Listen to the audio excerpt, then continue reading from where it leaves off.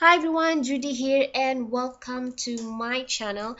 And today I'm going to give you a quick tour of our cabinet storage that we've done a few months ago. So this is the bench where we put our shoes in shoe boxes and other small stuff.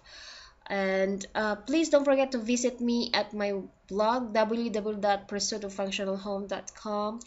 And this is the shoe cabinet that I designed myself, so it can hold about 24 pairs of shoes.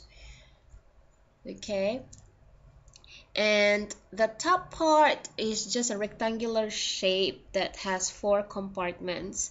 We right now I just put some helmets, some game boards, books, and stuff that we don't really use inside the house.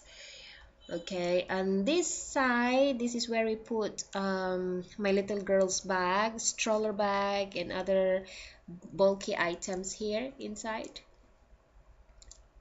Okay, there you go. And then at this side I put all our appliances that we don't really use much, and some electrical wires and other things, paints and all this stuff. Okay, so I forgot to show the other side. The other side is we put all our bags there.